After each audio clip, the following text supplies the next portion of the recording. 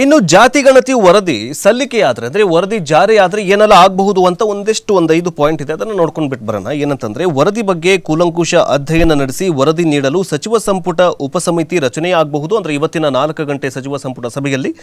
ಆಮೇಲೆ ರಾಜಕೀಯೇತರ ಅಧ್ಯಯನ ನಡೆಸಬೇಕಾದರೆ ಹಿರಿಯ ಅಧಿಕಾರಿಗಳು ಅಥವಾ ವಿಷಯ ತಜ್ಞರ ಸಮಿತಿಯನ್ನು ಸರ್ಕಾರ ರಚನೆ ಮಾಡಬಹುದು. ಯಾವುದೇ ಸಮಿತಿ ರಚನೆಯಾದರೂ ಕೂಡ ವರದಿ ನೀಡಲು 3 ರಿಂದ 6 ತಿಂಗಳ ಕಾಲಾವಕಾಶವನ್ನು ನೀಡಬಹುದು. ಜೊತೆಗೆ ಜನಪ್ರತಿನಿಧಿಗಳ ಅಭಿಪ್ರಾಯವನ್ನು ಪಡೆಯಬೇಕೆಂಬ ಒತ್ತಾಯ ಹೆಚ್ಚಾದರೆ ವಿಶೇಷ ಅಧಿವೇಶನ ಕರೆದು ಏನಂತಂದರೆ ಸರ್ಕಾರ ಇದರ ಬಗ್ಗೆ ಚರ್ಚೆಯನ್ನು ಮಾಡಬಹುದು ಅನ್ನುವಂತಹ ನಿರ್ಧಾರ ಆಗಬಹುದು ಇವತ್ತಿನ ಸಚಿವ ಸಂಪುಟ ಸಭೆಯಲ್ಲಿ. ವರದಿಯನ್ನು ಇಂದಿರೀಕರಣ ಅಂದರೆ ಅಪ್ಡೇಟ್ ಅಂದರೆ ವರದಿಯನ್ನು ಅಪ್ಡೇಟ್ ಮಾಡೋದಕ್ಕೆ ಶಾಶ್ವತ ಹಿಂದುಳಿದ ವರ್ಗಗಳ ಆಯೋಗಕ್ಕೆ ಶಿಫಾರಸನ್ನು ಮಾಡಬಹುದು. ಯಾಕಂತಂದರೆ 15 ವರ್ಷದ ಹಿಂದಿಂದೆಲ್ಲಿ ಈಗೆಲ್ಲಿ ಜಾಸ್ತಿ ಅಫ್ಕೋರ್ಸ್ ಜನಸಂಖ್ಯೆ ಜಾಸ್ತಿ ಆಗಿರುತ್ತೆ. ಈಗ ನಮ್ಮ ಸಮುದಾಯದಲ್ಲಿ ಜಾಸ್ತಿ ಜನಸಂಖ್ಯೆ ಇದೆ. ಯಾರೋ ಬ್ರಾಹ್ಮಣರು ಹೇಳ್ತಾ ಇದ್ರು ಬರೀ 42.50 ಲಕ್ಷ ಜನ ಇದ್ದಾರೆ. ಇರುವಂತಹ ಜನಸಂಖ್ಯೆಯನ್ನು ಬರೀ 12 ರಿಂದ 13 ಲಕ್ಷ ತೋರಿಸಿದ್ದಾರೆ ಅಂತ ಹೇಳ್ತಿದ್ದಾರಲ್ಲ. ಸೊ ಈಗ ಅದನ್ನು ಅಪ್ಡೇಟ್ ಮಾಡೋದಕ್ಕೆ ಇನ್ನು ಮತ್ತೊಂದು ಸರ್ತಿ ಜನಗಣತಿಯನ್ನು ಮಾಡಬೇಕು.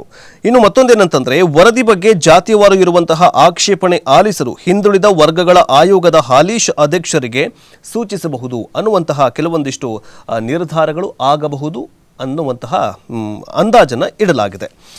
ಇನ್ನು ಹೀಗೆ ಮುಂದುವರೆದರೆ ಏನಂತಂದರೆ ಬ್ರಾಹ್ಮಣರಂದರೆ ಜಾತಿ ಗಣತಿ ಸರ್ಕಾರಕ್ಕೂ ಕೂಡ ಮುಳುವಾಗುತ್ತಾ ಅಥವಾ ಇದು ವಿಪಕ್ಷಗಳಿಗೆ ದೊಡ್ಡ ಮುಳುವಾಗುತ್ತಾ ಕಾದು ನೋಡಬೇಕಾಗಿದೆ. ಆದರೆ ಇಲ್ಲಿ ಮತ್ತೊಂದು ಗಮನಿಸಬೇಕಾಗಿರುವಂತಹ ವಿಷಯ ಏನಂತಂದರೆ BJP ವಿರೋಧ ಪಕ್ಷದ ನಾಯಕರು ಅಥವಾ ವಿರೋಧ ಪಕ್ಷದಲ್ಲಿರುವಂತಹ ಶಾಸಕರು ಯಾರೂ ಎಷ್ಟೊಂದು ಹೆಚ್ಚಾಗಿ ಮಾತಾಡ್ತಾ ಇಲ್ಲ.